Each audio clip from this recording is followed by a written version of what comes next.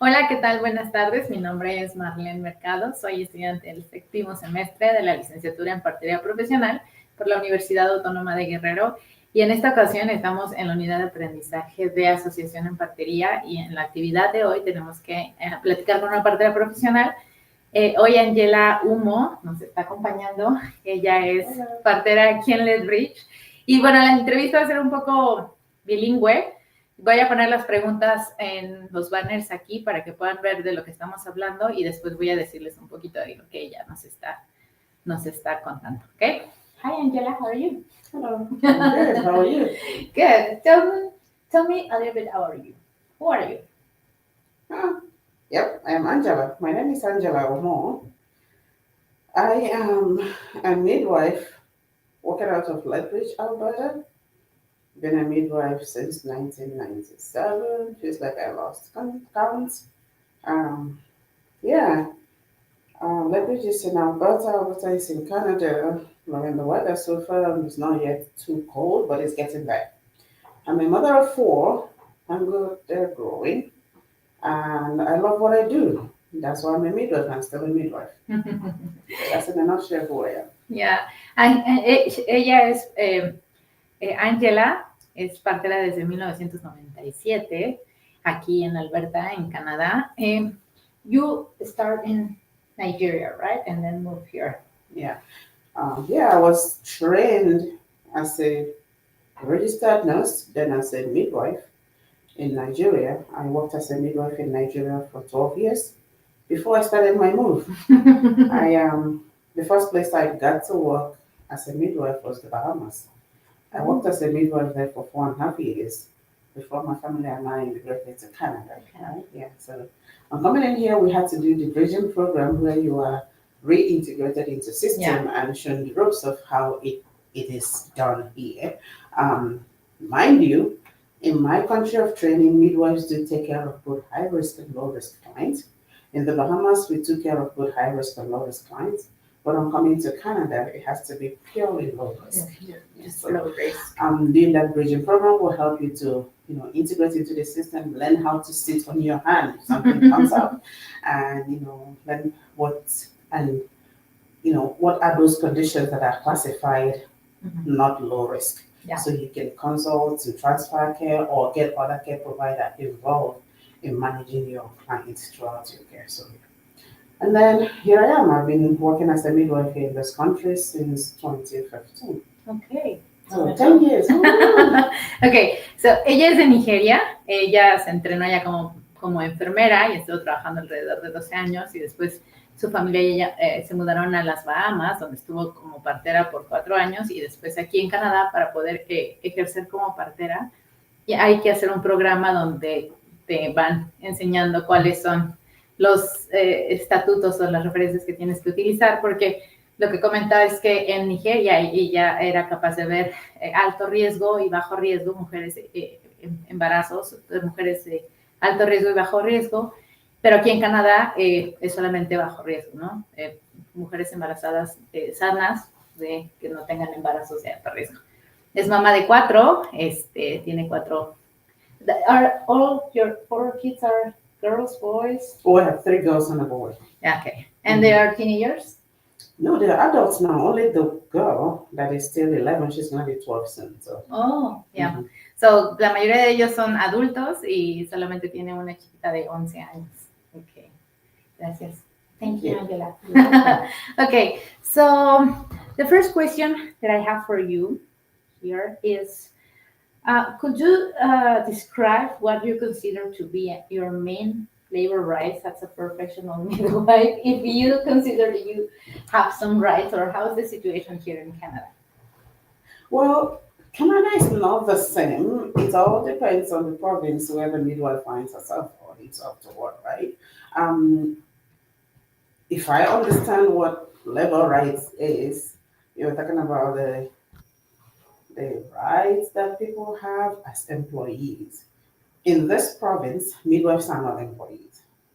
We are considered independent practitioners subcontracting to the government. So with that, we cannot legally claim labor rights. Yeah. So we don't, from my own understanding though, we legally don't have labor rights in its full ramification. So, lo que ella comenta es que la situación entre cada provincia en Canadá es diferente, pero en Alberta no somos empleadas o no son empleadas como tal, porque están en el aspecto de y trabajadores independientes, lo que sería en México.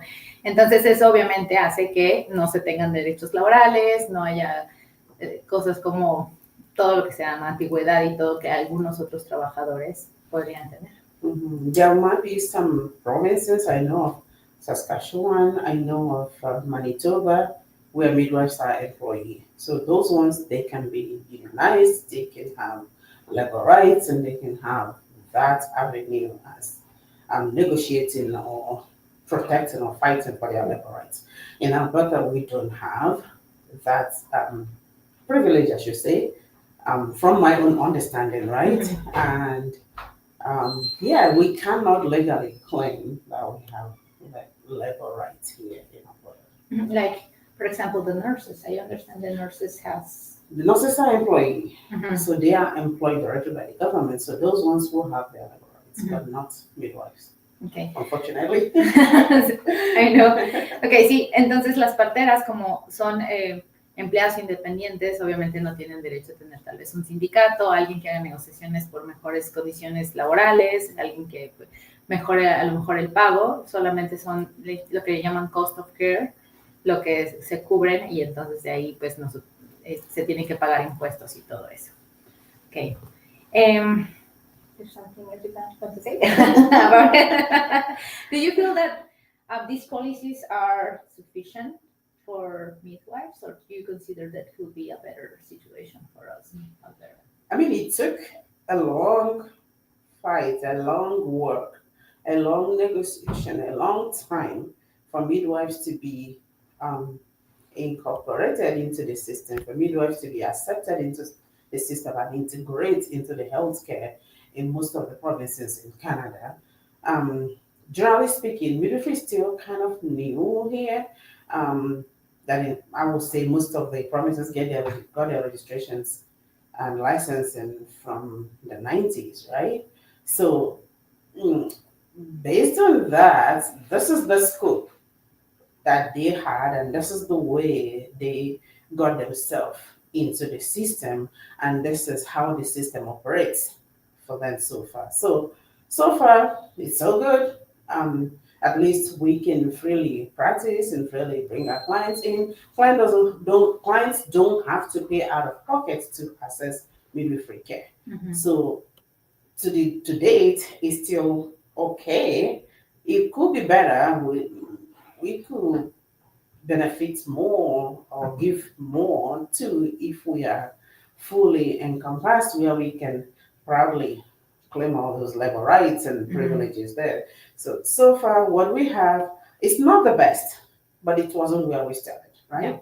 Yeah. We're making progress, and hopefully in the near future we get to where. But the main thing is we want a situation where the clients will be free and able to choose their care provider and be able to have that care provider. There are so many clients that are seeking midwifery care, and we don't have enough midwives. Yeah, to there's no. care. Yeah. And even in the world, I just read an article, and around the world we need 1 million midwives. So we're so short in that Let's number. Let's get more. Let's find a way and get more. We need more midwives. We need more midwives, yeah. Okay. La situación en Alberta, lo que comenta es que es como reciente la partería. Alrededor de Canadá, las demás provincias tuvieron sus registros para las parteras en los 90. Alberta es relativamente nuevo en esto de reconocer la partería e incluso integrarla al servicio de salud. I remember someone told me that like 15 years ago, they was trying to find a midwife and they have to pay out of pocket. Yeah, before that legislation, before the integration, if you need midwives and you want a midwifery care, you have to pay out of pocket for that. But after the registration, after the integration, then as long as you have your health card, then you don't have to pay out of pocket again. But then are you ever lucky to get in with a midwife? Yeah, if someone gets you in. Yeah. Sí, y entonces ahora estamos integradas al servicio de salud. Las mujeres tienen esa oportunidad de decidir, pero justo como no tenemos suficientes parteras y se necesitan más parteras, pues muchas mujeres, incluso aunque apliquen y tengan esa facilidad de tener una partera, pues no hay suficientes como para tener este trabajo. Y entonces lo que comenta es que la situación en la Alberta está bien, porque es relativamente nueva para las parteras, pero obviamente podría estar mejor, ¿no? Habría cosas que podríamos hacer más, las mujeres o las usuarias podrían tener oportunidad de tener más, pues, los beneficios de tener una partera, ¿no? Okay, thanks. The next question will be, that do you feel that you are treated fairly and equitably, compared to the other health professionals? There's so many angles to that. There's so many ways you can look at that, right? If we are looking at dollar for service, I don't think so. If we are looking at acceptance, from the client's point of view, we might even be higher than other care providers. Then if we are looking at compensations, thinking about retirement benefits, health care benefits, like dentals, and we may not measure anywhere close, right? Because we don't have those benefits as contractors. But if we happen to be employee, then we might have those benefits. Mm-hmm. So if you look at it from different angles, it really feels like we're falling short in so many angles. Like I said, there are work being done, and the work continues until we get to where we feel it's the right place to be. Sí, lo que comenta es que depende, hay como muchos puntos de vista al respecto. Por ejemplo, las mujeres obviamente consideran que es, pues deberíamos de tener un diferente nivel a lo que debería de ser. Pero, por ejemplo, como parteras, pues obviamente no tenemos las prestaciones que a lo mejor otros prestadores de salud podrían tener, y entonces obviamente eso hace que no sea justo el trato. And I think even with other professionals, they don't know really what is midwifery. So they are like learning about if you They're beginning to learn it, again, depending on which city or which province you are. If you are at a city where, like a bigger cities where we have more midwives, most people would know about midwives and midwifery. Then in smaller cities where midwives are almost like non-existent, only a handful will know who midwife is and what midwives do, and those are the ones that are reaching out to have midwives, though they don't have it, right? So it depends. Generally speaking, most people don't even know what midwives do. There will be almost all the time you have that question, so what is the difference between a midwife and a doula, right? Well, if I'm having a midwife, why can't I have my doctor at the same time? Yeah. So that full understanding is still not there the way it should be. Mm-hmm.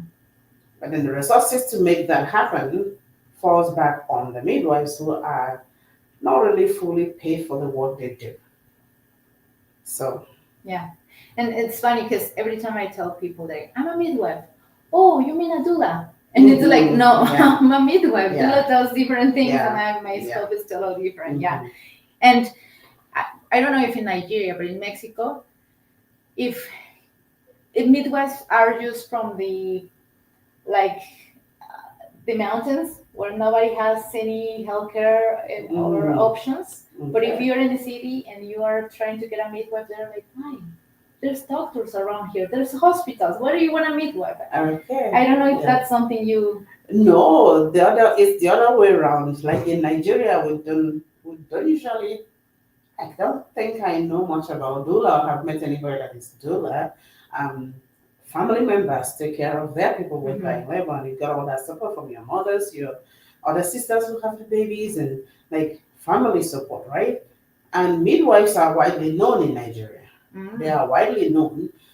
When you go to hospital to have a baby, you are with a midwife. All your prenatal care, you only get to see a doctor if there's a problem. Okay. So when say something is going on, we are running into fetal distress or we're asking for C-sections, midwives run the ward and the unit. They know, like I said, we take care of both high risk and low risk, right? So midwives are more widely known and respected in my country more than here. Yeah. Yeah. No. Sí, y lo que estábamos platicando es que hace falta mucha educación sobre la partería, incluso que la gente sepa qué hace una partera, porque a veces puede estar esta confusión entre qué es una dula y una partera, y justo muchos profesionales de la salud no ni siquiera están al respecto informados. Y lo que yo le comentaba es que incluso en México, el que tú digas en la Ciudad de México, por ejemplo, que quieres una partera, es como de por qué sé que hay que doctores, ¿no? Y ella lo que dice es que en Nigeria son más respetadas, justo por esta apertura que ellas tienen para atender embarazos de alto riesgo y de bajo riesgo, pues básicamente es como lo que se hace, ¿no? Estás embarazada, vas con una partera y solamente ves al doctor si es realmente necesario y no por cualquier situación. Entonces dice que sí hay como más respeto hacia las parteras en su país, en Nigeria, que aquí en Canadá. And just two more questions. The other one is, there's associations here in Alberta for midwives, Yes. and what do they do, and it's working for? Yeah, so if we are to be employee, we might belong to a union, right? Here we are not employees, we are subcontractors, we are independent practitioners, and we are primary care providers to our clients. So midwives form an association to help support midwives through this course. To be a midwife in this country is not easy. We juggle through trying to balance work-life balance while you do the work, and the work is quite demanding because of our scope. You have to put in a lot of hours to care for one client and not get paid until you're gonna get fully paid until your client is fully taken care of. Yeah, so this association stands to fight and negotiate and protect the midwives. We also have colleges. Colleges are responsible for regulation and registering and license, helping you maintain your license. Association, on the other hand, is there for you. The association is our shoulder to lean onto to get that strong backbone while we do our work. The association helps with negotiation for our work condition, negotiation for they negotiate with the government for our compensation. They negotiate for our well-being. And they are also there to help support you if you run into trouble, you have somewhere to call or ask and get the support from there. They also provide or support our insurance to practice. So association also will be there to intercede on our behalf or even intervene if we run into trouble with our boss buddy or something like that. So the association is doing for us mostly what a union could have done if we had to be employee and could have been unionized, but we are not. So we have the association. They also help us with recertification, so we stay on top of our, all these new resources, new research, and be willing and ready for dealing with any emergencies. So they help us with recertification for our emergency certification, for that resuscitation program, and all of those things. Okay. So that's the benefit of association. Okay, having an association. Okay. Yeah. And they become our voice, right? We come into this association as a one big umbrella that we protect and speak on our behalf. Yeah, and even have this ability to talk to the government and make all the arrangements. Yeah. I think there's something that we don't have. So that if the boss now, the government representatives are coming to negotiate with individual midwives, we may not be able to beat a better bargain. Yeah. But when we are speaking as a one big body, we have respect. Our voice will be stronger. Our efforts will be more energetic, and we might be able to strike a better deal. Yeah, sure. And That's it's a gonna be benefit for association. Okay. Entonces, ¿qué pasó aquí? ¿Qué paró?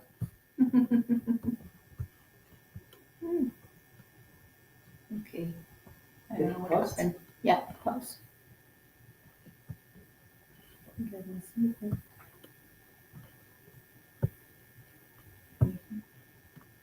I think it's still recording. And we'll pause it after that one. Okay. Just to be done. I think it's still recording, just my computer. Okay. Bueno, lo que dice es que las asociaciones, hay dos cuerpos aquí, una es el colegio y la otra es la asociación, y entonces lo que hace la asociación es ser como ese negociante entre el gobierno y ver que el pago sea el justo, incluso si tienes algún tema de cuestiones legales con algún cliente, también ellos te brindan esa facilidad, te ayudan a recertificarte en todos los aspectos que necesitamos tener como completos para poder ser parteras, y también ayudan con lo que es el seguro, que muchas veces en otros países es lo que afecta mucho a la partería en el ejercicio de ella. Okay, so we're done. We're having technical issues. Yeah. Anything else you want to say? I think I want to say any midwife working in any of the provinces in Canada, I think the best thing that will happen to the person is to belong to the association. Join that voice, because it's not about if you will need the support of the association, it is when you will need it. Yeah. Because think about it, everything about OBGYN is risky.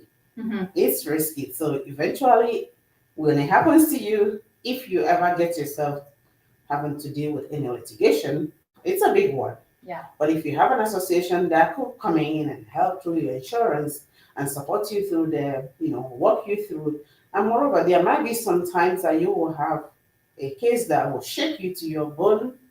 You have association to walk you through. You have people who are midwives who understand what you're going through, Yeah. who can help you navigate your situation, and you come back again, be able to reset. They also have programs where they can help support you in your mental health journey if you need to reach out. And there are so many benefits belonging to the association, especially the association here that I belong to, Association of Alberta Midwives. I cannot speak less about that.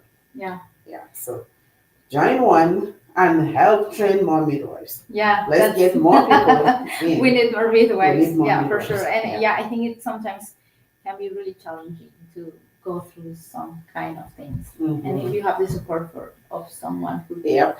helping you, not just Mm-hmm. legally, but as Yeah, a midwife, as the person who's going Uh-huh. through this is Yeah. really important. it is important. Yeah. Bueno, pues lo que aconseja ella es que las asociaciones en partería son importantes porque hablando del cuidado de la salud sexual y reproductiva de las mujeres siempre hay un riesgo, ¿no? Y no es de si algún día vas a utilizarla, es cuándo la vas a utilizar, y entonces que eso pueda estar a la mano para ti, que puedas tener todo este apoyo no solamente legal, sino también profesional, que te digan cómo puedes conducirte alrededor de esto e incluso tener otras personas que saben lo que estás pasando y que te pueden apoyar, ¿no? Entonces, pues muchas gracias. Muchas gracias por tu tiempo. Gracias. Thank you so much. You're welcome. Okay, thanks. All the best. Bye. Bye. Yeah.